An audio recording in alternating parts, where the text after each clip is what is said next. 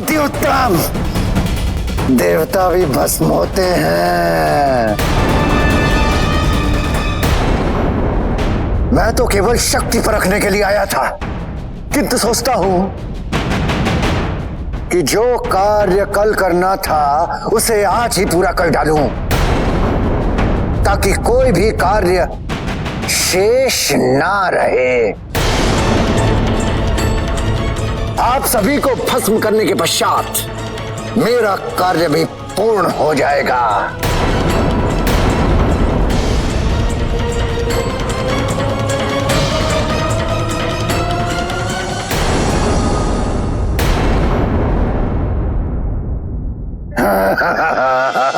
सब भाग गए, सब भाग गए। भस्मासुर के भय से देवता भयभीत होकर भाग गए। अब ये सिंहासन मेरा है।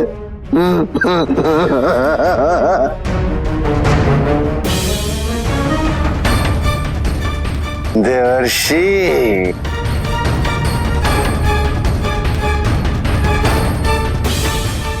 पुत्र, कहीं मुझे तो भस्म नहीं करोगे ना?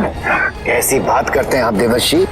आपके सुझाव से तो मैं इतना शक्तिशाली बना हूं। मैं आपका आभार प्रकट करने आया हूं। साधु साधु। मुझे इतना शक्तिशाली देखकर क्या आपको प्रसन्नता नहीं हुई? हुई ना, हुई अत्यंत। किंतु किंतु क्या? किंतु तुम्हें जो शक्ति प्राप्त हुई है उसका उचित उपयोग तो करना होगा। अर्थात यदि सभी को भस्म कर दोगे तो शासन किस पर करोगे? सोचो, बुद्धि से सोचो। हाँ, आप चिंता मत कीजिएगा, बुद्धि से ही सोचूंगा। सोच लोगे? साधु साधु। अब मैं चलता हूं देवर्षि। हाँ, महादेव को विदा करके आता हूं इस सिंहासन पर विराजमान होने के लिए। साधु साधु। नारायण नारायण। इसी प्रकार इस मंदबुद्धि को समझाकर वापस भेजने में तो मैं सफल रहा। नारायण नारायण।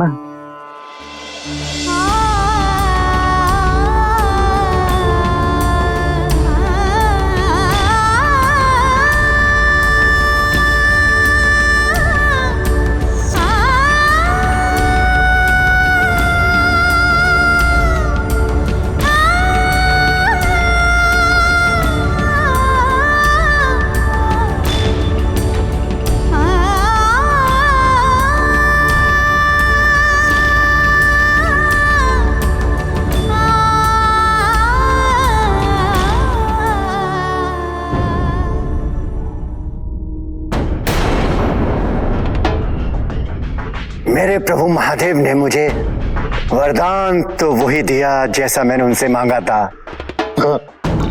बड़े कृपालु है वो। अब मैं ना जीवन भर उन्हीं की आराधना करूंगा, उन्हीं का भक्त बनूंगा।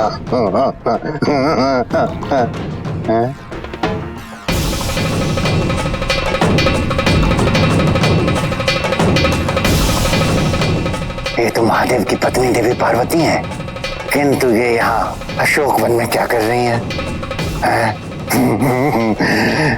कितने सुंदर हैं ये।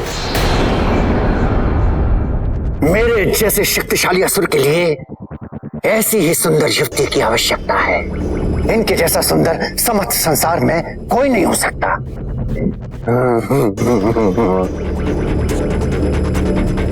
यदि ये मेरी पत्नी बन जाए तो क्या बुराई है?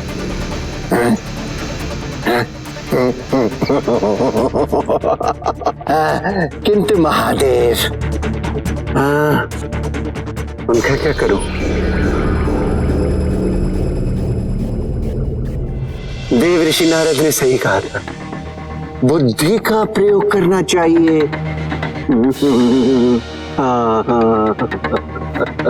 करता हूं। करता हूँ।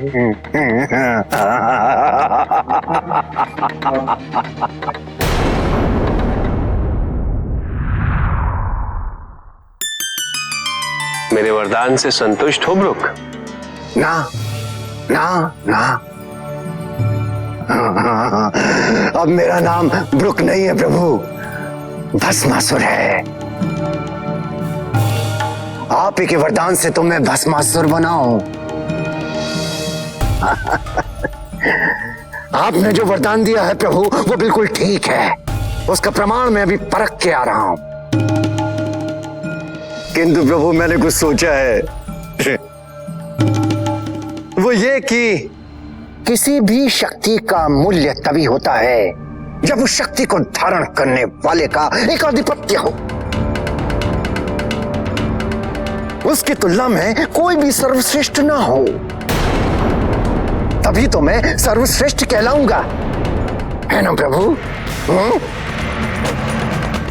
और जब मैं सर्वश्रेष्ठ बनूंगा तभी तो देवी पार्वती के योग कहलाऊंगा।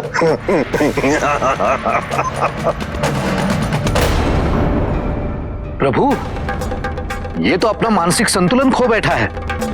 मेरी ही मति भ्रष्ट हो चुकी थी कि मैं इसे बुद्धि से सोचने का सुझाव दे आया। ब्रह्मदेव, अब समय आ गया है, किंतु आप तैयार तो हो जाइए नारायण।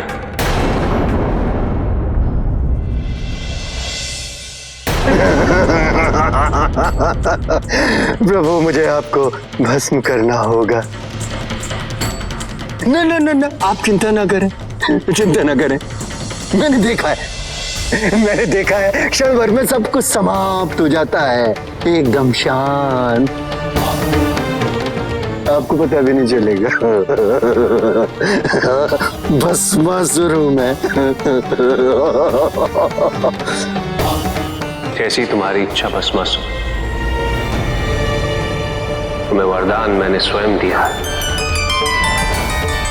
भला मैं तुम्हें कैसे रोक सकता? हाँ, आप ठीक कह रहे हैं प्रभु।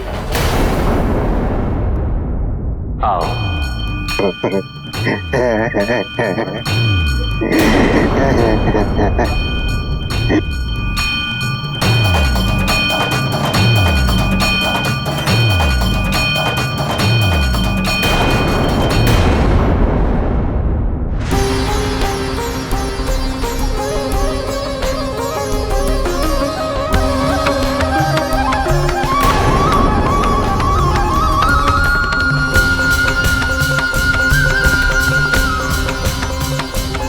ब्रह्मदेव,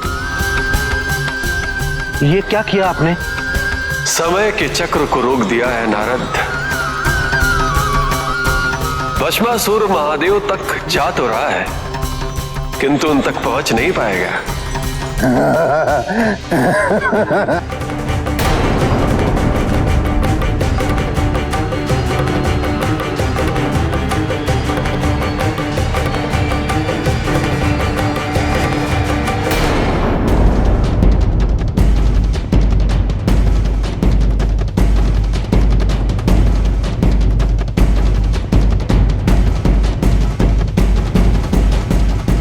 किंतु समय का चक्र तो हम सदा के लिए नहीं रोक सकते ना प्रभु।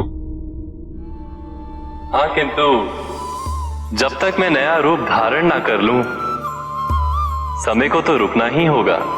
नया रूप अर्थात?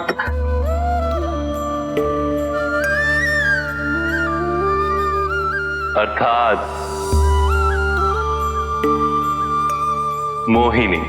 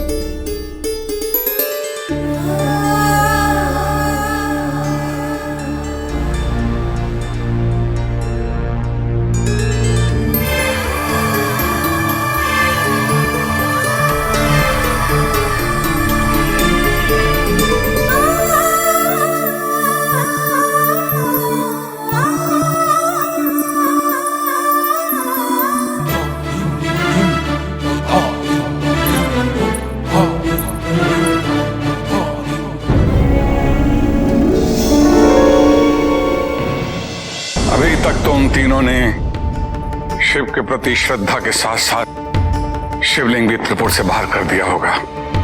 इतना विष तो मैंने उनमें भर दिया था। आओ चक्री।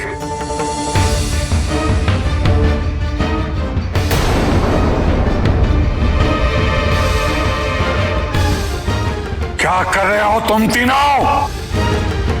फिर शिव आराधना? वास्तविकता का आभास क्या भी नहीं हुआ तुम तीनों को?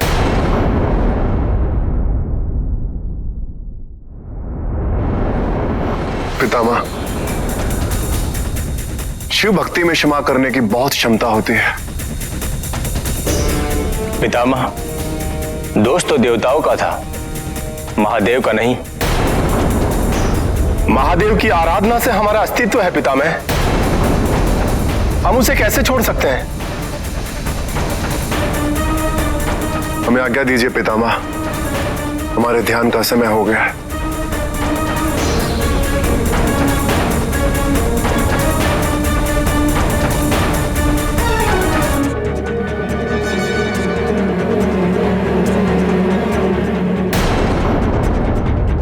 ये तीनों कभी नहीं सुधरेंगे। अब कुछ और करना होगा, कुछ ऐसा जिसका कोई विकल्प ना हो।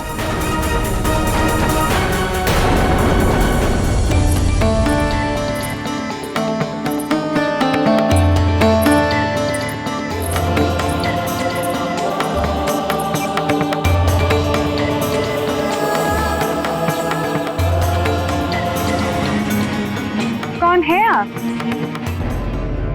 मैं रुक, नहीं, मैं भस्मासुर हूं मैं। भस्मासुर? नाम से तो आप अत्यधिक शक्तिशाली प्रतीत होते हैं। मैं शक्तिशाली हूं सुंदरी, देवता तक भी मुझसे भयभीत होते हैं।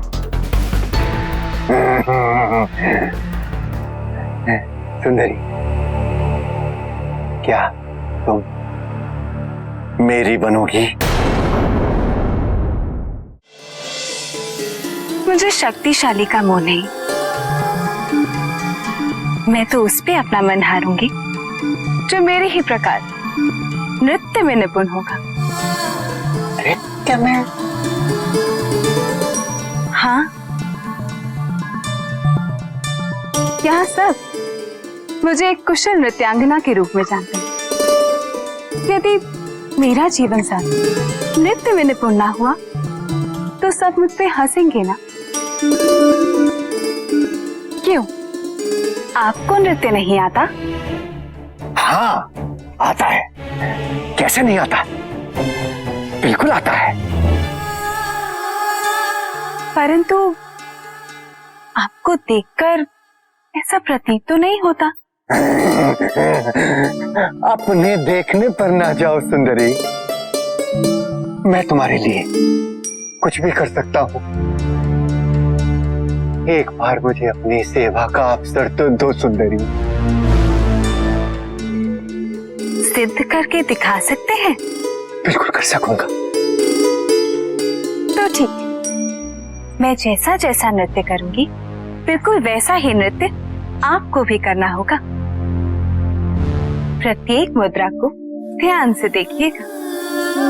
वो तो मैं दे रहा हूँ। और यदि मैंने सिद्ध कर दिया तो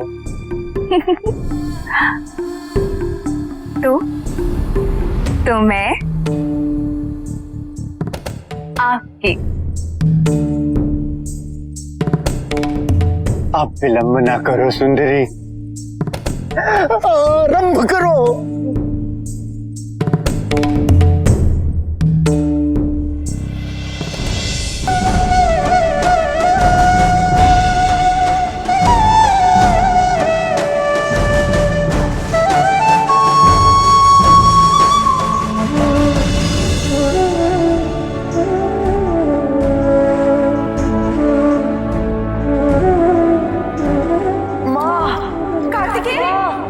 पुत्र, क्या हुआ तुम्हें?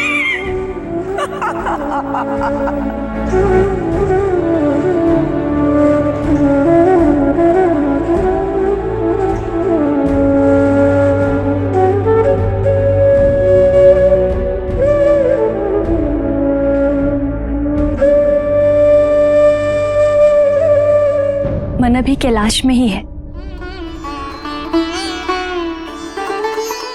ना? स्वाभाविक है, किंतु आप जब भी चाहें अपना दुख हमसे अवश्य बांट सकते हैं। कदाचित इससे मन की ज्वाला कुछ कम हो जाए। ज्वाला नहीं देवी,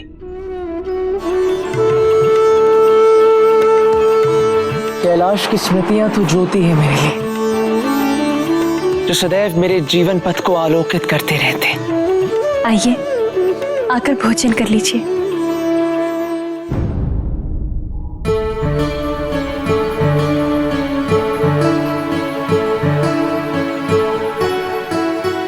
मेरी माँ को भी इसी की चिंता होगी कि मैंने समय पर भोजन किया या नहीं। देखिए, एक माँ की चिंता केवल एक माँ ही समझ सकती है। किंतु मेरी माँ तो मुझे अपने हाथों से भोजन खिलाती है। तो यहाँ मैं आपको भोजन खिलाऊंगी।